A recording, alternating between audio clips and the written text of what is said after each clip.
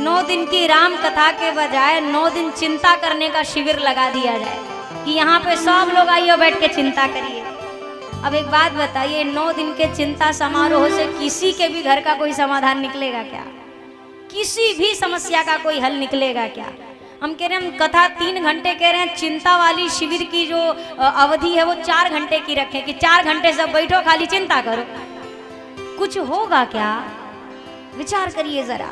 ये चिंता करने से अगर समाधान हो जाता तो चिंता ही तो कर रहे हैं इतने सालों से। किसी को खाने की चिंता है, किसी को भोजन पचाने की भी चिंता है। कोई बिना खाए टेंशन में कि भैया खाने को है नहीं, किसी ने इतना खा लिया वो पचाने की टेंशन हो रही है, अब हम क्या करें। सबकी अपनी अपनी चिंता है। किसी के पास धन नहीं है, इस बात की चिंता है। किसी के पास है तो और क्यों नहीं है, इस बात की चिंता है। अब आप बताओ, सब तरह की चिंता है। संतों ने कहा ना, कोई तन दुखी, कोई मन दुखी, कोई धन बिन रहते उदास, थोड़े थोड़े सब दुखी, एक सुखी राम को दास। कोई तन से दुखी है, कोई मन से दुखी है, कोई धन से दुखी है। सबके पास अपनी समस्या है।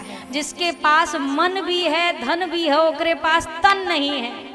उसके घर का नौकर रसगुल्ला खाता, इसको डॉक्टर ने दिया है कि शुगर फ्री, तुम मीठा जोने दिन देख लिए तो हरे जिंदगी का आखिरी दिन होगा। अब बताइए, ये तन से परेशान है। और जिसका तन चकाचक है कि पत्थरों खा ले तो पच जाए, वो आपको कोनो फर्क ना पड़े, वो बेचारा धन से टेंशन में कि हमारे पास पैसा ही नहीं है, खाएगा। जो धन से भी ठीक है, तन से भी ठीक है, तो वो मन से बीमार चल रहा है। उसके मन में इतनी उथल पुथल है, उसको सुकून नहीं है। यहाँ आदमी 8 घंटा काम करके खेत में मस्त जाके टूटी पलंग पे सो जाता है, 2 मिनट में नींद। अभी आदमी मन से इतना परेशान है, इसको मखमल के गद्दे पर भी नींद नहीं आ रही है। ये रात भर करवट बदल रहा है, अंत में टैबलेट। एक आखिरी रास्ता, सब दुखी। पूछा तो सुखी कौन? बोला, एक सुखी राम को दास, जिसने अपने जीवन में एक बार कह दिया, अब सौंप दिया इस जीवन का सब भार तुम्हारे हाथों।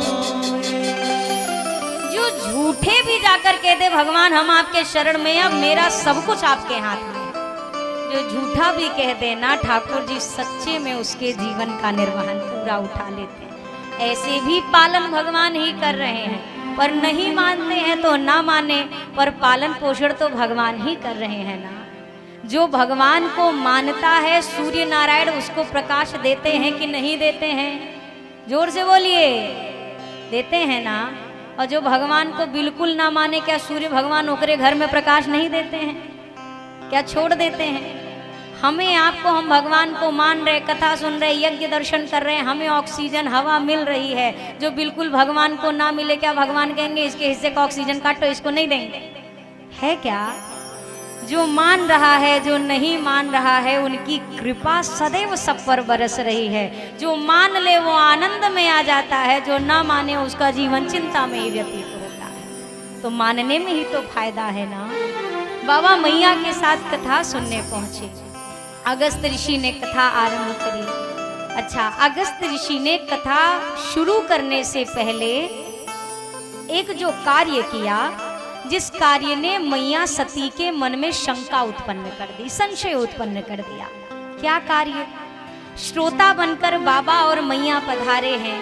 अगस्त ऋषि कथावाचक बनकर के कथा सुनाने वाले हैं, पर अगस्त ऋषि का मनोभाव कैसा?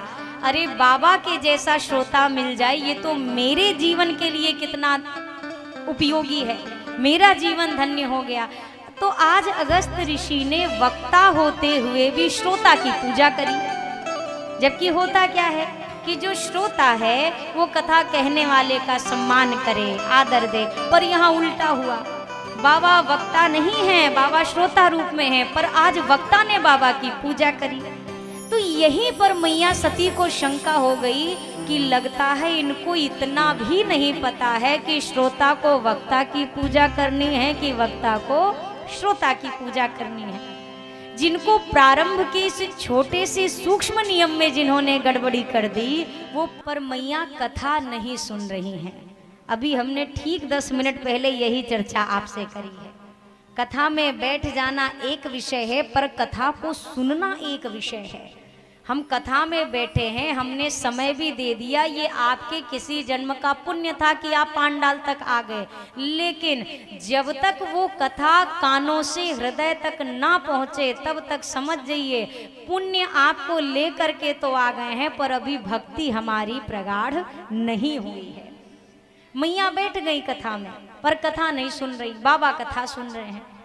कहते सुनत रघुपति गुण गाथा, कुछ दिन तहाँ रहेगी गिरिनाथ। कथा कहते सुनते हुए कुछ दिन माँ भवानी बाबा वहां पर रहे। अच्छा, गोस्वामी जी से किसी ने पूछा, जब सुनने आए थे तो आपने लिखा कि कौन कौन कथा सुनने आया है, अब जरा ये भी बता दीजिए कथा सुन कौन कौन रहा है। आए तो 2 जन थे, और सुन कौन कौन रहा है। तो गोस्वामी जी ने कहा, सुनी महेश परम सुख मान। केवल भगवान शंकर कथा सुन रहे हैं, मैया सती कथा नहीं सुन रही है। तो इसीलिए गोस्वामी जी ने केवल शंकर जी का नाम लिखा। कथा विश्राम भई, बाबा ने अगस्त ऋषि को भक्ति का वरदान दिया, वहां से प्रस्थान किया। अब बाबा विचार कर रहे हैं, जिनकी कथा सुनकर इतना आनंद आ गया, वो प्रभु का अवतार इस धरती पर हो चुका है, और ये दंडकारण्य का क्षेत्र है, यहीं कहीं भगवान लीला कर रहे होंगे। उस समय कौन सी लीला चल रही थी जिस वक्त की यह घटना है बाबा की कथा सुनने की? उस समय राम जी वनवास अवधि में हैं, और दंडकारण्य का क्षेत्र है जहां पर रावण मैया का हरण करके ले गया है, और राम जी मैया की खोज कर रहे थे। यही लीला धरती पर चल रही है। बाबा विचार कर रहे, कथा सुन तो ली, पर अगर मार्ग में उन्हें ठाकुर के दर्शन मिल जाते तो कितना आनंद होता। हृदय विचारत जात हर के ही विधि दर्शन हो, गुप्त रूप अवतर्यु प्रभु गए जान सबको। बाबा ने विचार किया कि मैं भगवान के पास तक जाकर दर्शन नहीं कर सकता। क्यों? इस समय प्रभु लीला कर रहे हैं। अब सोचिए, राम जी की लीला कैसी है। प्रभु के नेत्रों से अश्रु बह रहे हैं, और प्रभु बिल्कुल विकल व्याकुल अवस्था में मैया की खोज में लगे हैं। कभी पेड़ से पता पूछते हैं, कभी मृग से पता पूछते हैं, कभी विहंग पक्षियों से पता पूछते हैं, मेरी सीता को देखा क्या, मेरी वैदेही तुमने देखी क्या।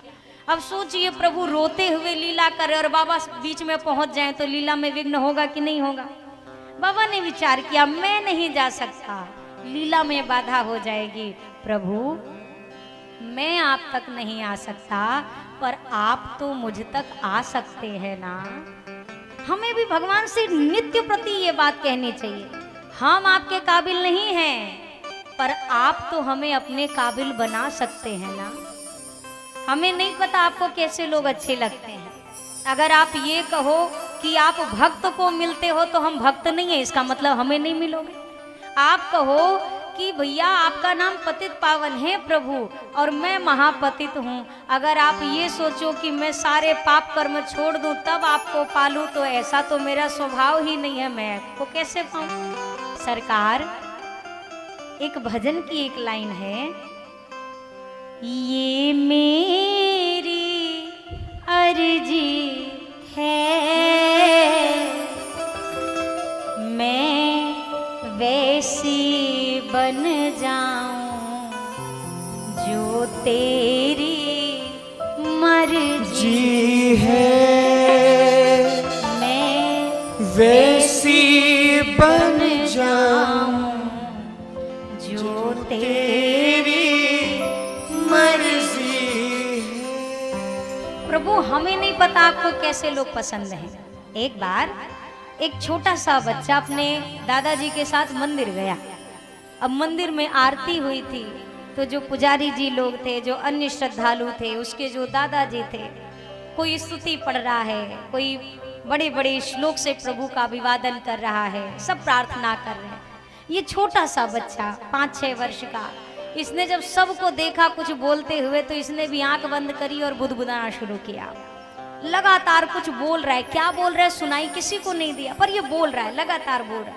सबकी स्तुति तो पूरी भी हो गई, इसकी अभी तक पूरी नहीं हुई। अब दादाजी सोचे, पुजारी जी लोग सोचे कि हमको तो मंत्र, श्लोक, स्तुति याद है, हम वो पाठ कर रहे हैं, ये क्या पाठ कर रहा है कि 15 मिनट से इसका खत्म ही ना हो रहा है। तो जब थोड़ी देर बाद उसने आंखें खोली ना, तो पुजारी जी ने, दादाजी ने उससे पूछा कि बेटा हम तो स्तुति कर रहे थे, हम तो ठाकुर जी के श्लोक से उनका अभिवादन कर रहे थे, तुम इतनी देर से क्या आंख बंद करके सुना रहे थे प्रभु को? तुम्हें तो कुछ नहीं आता, ना कोई श्लोक, ना कोई मंगलाचरण, ना कोई स्तुति, तुम क्या सुना रहे थे? बच्चे ने कहा बात आपने सही कही, मुझे कोई स्तुति, कोई श्लोक, कोई मंगलाचरण नहीं याद है। मैं तो ठाकुर जी को ए से लेकर के जेड तक पूरी ABCD और छोटा आ से लेकर ज्ञा तक की पूरी वर्णमाला मैंने ठाकुर जी को ये सुनाई है। दादाजी ने कहा ये सुनाने से क्या होगा? बच्चे ने कहा देखो मुझे और तो कुछ नहीं आता, मैंने ABCD और छोटा आ बड़ा आ सुना के ठाकुर जी से कह दिया है, इसमें से आपको जैसी वाली प्रार्थना अच्छी लगती हो अपने हिसाब से बना ले। हिंदी में अच्छी लगती हो तो वर्णमाला से बना लेना, अंग्रेजी में अच्छी लगती हो तो ABCD से बना लेना, क्योंकि मुझे नहीं आता, पर ये मुझे पता है कि इस वर्णमाला से बाहर कोई भी चीज नहीं है। सारी प्रार्थनाएं इसी के अंतर्गत आती हैं, सारे श्लोक इसी के अंतर्गत आते हैं। मुझे वो नहीं आता था, मुझे ये आता था। अब आप जरा विचार करिए, मुझे लगता है शायद वो स्तुति ठाकुर तक बाद में पहुंची होगी, इसकी ABCD पहले पहुंच गई होगी ठाकुर जी तक। निश्चल भाव से आप जो करो ठाकुर जी को वो स्वीकार।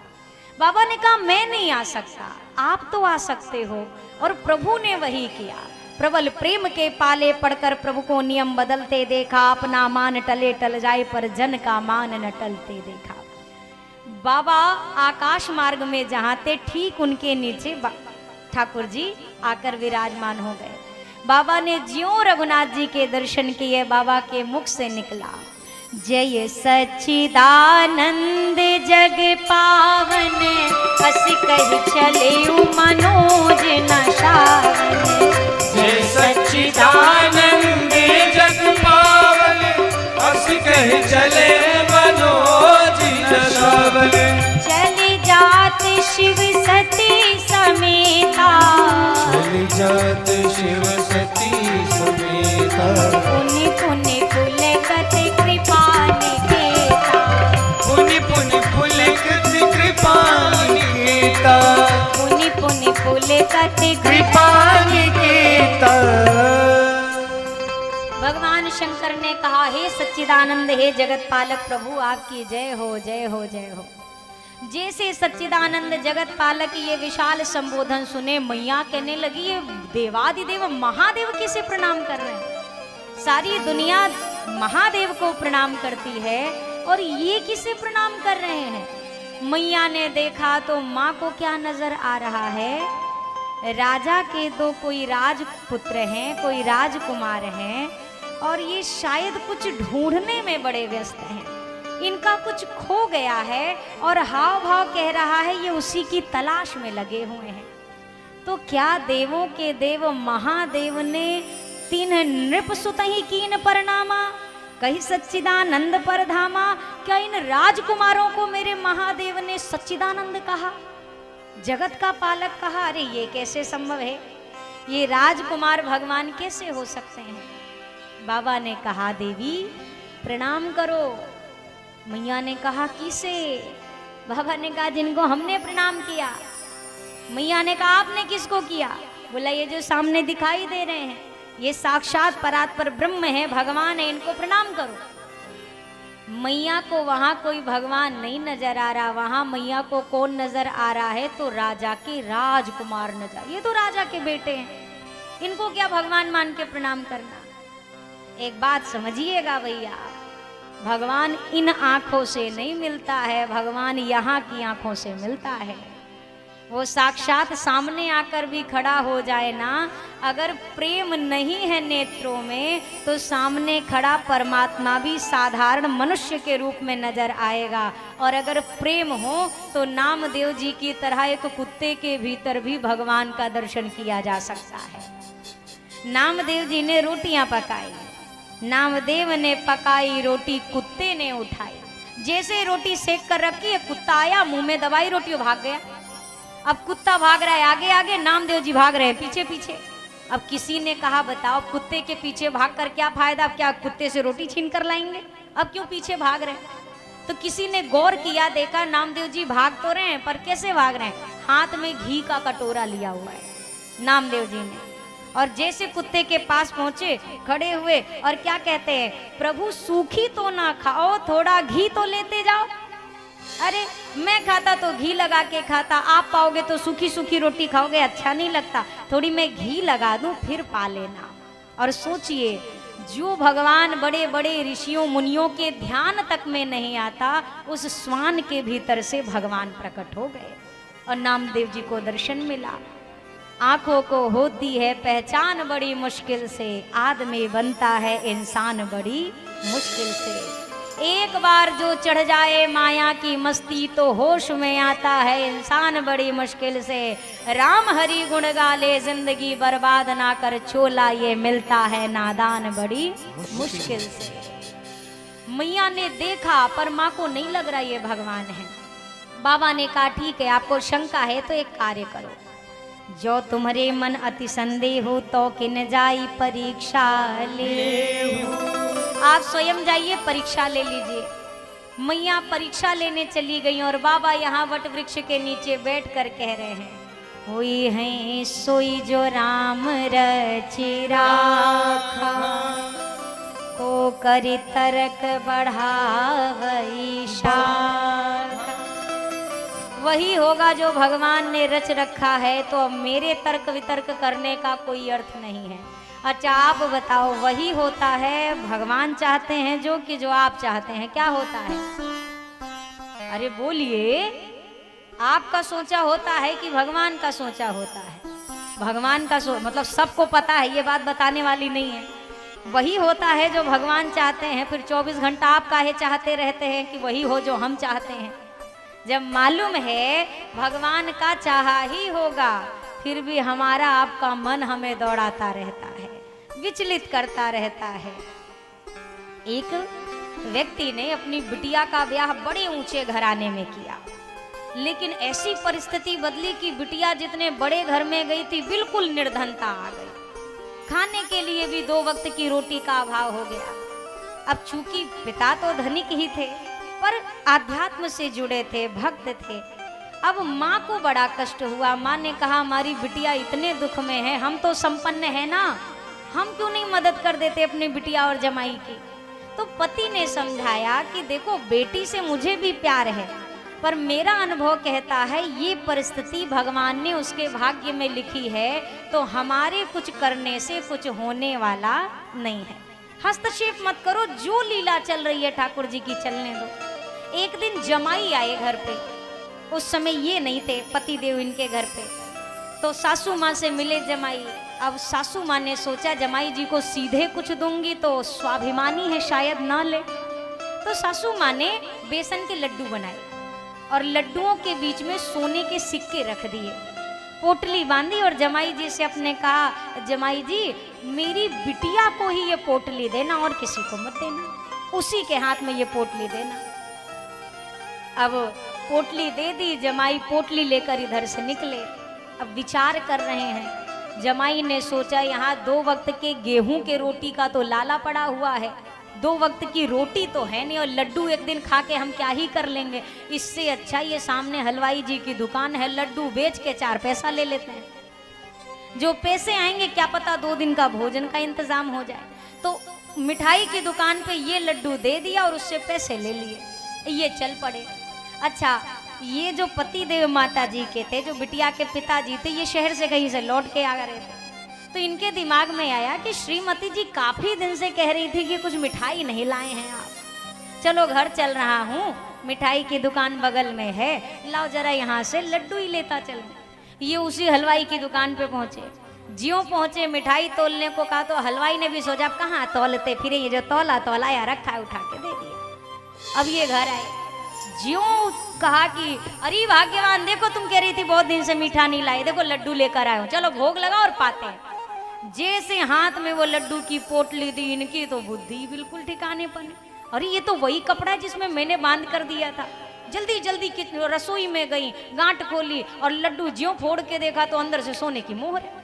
अब सोचने लगी इनके हाथ में ये मोहरे कहाँ से लग गई। सारी बात बताई। आपको बताए जमाई जी आए थे थोड़ी देर पहले, मैंने ये मिठाई अंदर सोने के सिक्के भरकर उनको दी थी कि बिटिया को दे देना, आप तक कैसे आ गए। ये जोर से हंसे।